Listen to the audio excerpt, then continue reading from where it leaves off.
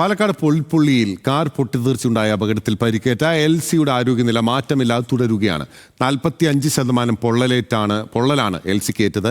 Ernakulam medical സെന്ററിൽ ചികിത്സയ്ക്കിടെ എൽസിയുടെ 2 മക്കൾ ഇന്നലെ മരിച്ചിരുന്നു. കുട്ടികളുടെ പോസ്റ്റ്മോർട്ടം പൂർത്തിയായി. കുട്ടികളുടെ സംസ്കാരത്തിനുള്ള ചെലവുകൾ സർക്കാർ വഹിക്കുമെന്ന് മന്ത്രി കെ കൃഷ്ണൻകുട്ടി പറഞ്ഞു.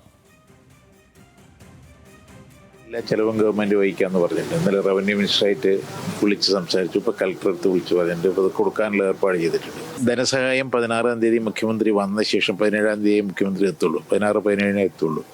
വന്ന ശേഷം മുഖ്യമന്ത്രിയായിട്ട് ആലോചിച്ചിട്ട് ഒരു തീരുമാനം ഉണ്ടാവും. ചികിത്സയിലുള്ളവരുടെ അവസ്ഥ, ആരോഗ്യനില ഇപ്പം എങ്ങനെയാണ്? ഇല്ല, അത് നോക്കുന്നുണ്ട്. അതിൻ്റെ മുഴുവൻ ചികിത്സാ ചെലവ് ആരോഗ്യനിലയുമായി ബന്ധപ്പെട്ടെന്താണ്? ആരോഗ്യനിലയിൽ 40% അമ്മയ്ക്കുണ്ട്, മറ്റേ 25% കുട്ടിക്കുണ്ട് എന്നുള്ളതാണ്. അപ്പോൾ കുട്ടിക്ക് വലിയ പ്രശ്നമില്ല, അമ്മയ്ക്കെല്ലാം ചെറിയ പ്രശ്നം ഉള്ളത്.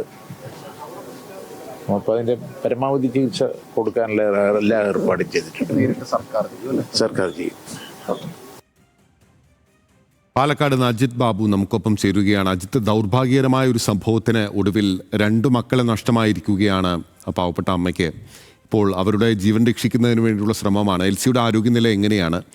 ചിലവുകൾ ഉൾപ്പെടെയുള്ള കാര്യങ്ങളെപ്പറ്റി സർക്കാർ പറയുന്നത് എന്തൊക്കെയാണ്? അലീനയുടെ ആരോഗ്യസ്ഥിതി എങ്ങനെയാണ്? എൽസിയുടെ ആരോഗ്യാവസ്ഥ ഇപ്പോഴും ഗുരുതരമായി തുടരുകയാണ് ബിനിൽ. ഏതാണെങ്കിലും ഈ ദാരുണമായ സംഭവം തന്നെയാണ്. നാടിനെ ആകെ വേദനിപ്പിച്ച സംഭവമാണ്. മാത്രമല്ല, കേരളത്തിൽ ആകമാനം ആ കുടുംബത്തിന്റെ വേദന അത് നമുക്ക് പറഞ്ഞറിയിക്കാൻ കഴിയുന്നതല്ല.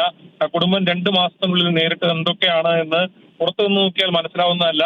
ഭർത്താവിന് അസുഖം മൂലം, ക്യാൻസർ മൂലം മരണം സംഭവിക്കുന്നു. പിന്നീട് ആരോഗ്യപരമായ പ്രശ്നം കാരണം എൽസിക്കൊരു സർജറി നടക്കുന്നു. പിന്നീടാണ് ഇപ്പോൾ ഈ അപകടം ഉണ്ടായത്. നേഴ്സായിരുന്നു എൽസി. ഇത്തരത്തിൽ ജോലിക്ക് പോയി തുടങ്ങി അന്ന് വൈകിട്ട് കുട്ടികളെ കൊണ്ട് പുറത്തു പോയപ്പോഴാണ് ഇത്തരത്തിൽ ഈ അപകടം ഉണ്ടാകുന്ന സാഹചര്യം ഉണ്ടായത്. 2 കുട്ടികളുടെ ജീവൻ നഷ്ടപ്പെട്ടു. അവരുടെ പോസ്റ്റ്മോർട്ടം നടപടികൾ പൂർത്തിയായി. സ്വകാര്യ ആശുപത്രി മോർച്ചറിയിലേക്ക് മാറ്റിയിട്ടുണ്ട്. എൽസി തന്നെ ജോലി ചെയ്തിരുന്ന, നേഴ്സായി ജോലി ചെയ്തിരുന്ന ആശുപത്രിയുടെ മോർച്ചറിയിലേക്കാണ് മാറ്റിയത്. വ്യക്തമാണ്. അജിത് ബാബുവാണ് വിവരങ്ങളുമായി നമുക്കൊപ്പം ചേർന്നത്.